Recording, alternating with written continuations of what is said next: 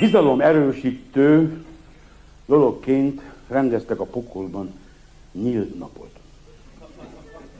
Hogy az emberek ismerkedjenek meg, hogy mégis.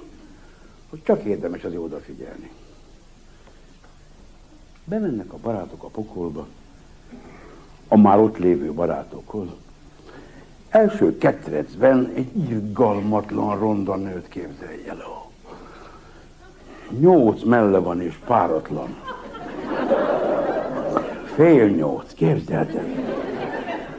Azt mondják a havernak, hát te hogy kerülsz el, rusnya csaj? Az a büntetésem, amikor még éltem, egy paradicsommadarat lelőttem. És most ez a nő az a... Második ketrec, még rondábban nő. Egy szeme van, képzelni itt középen.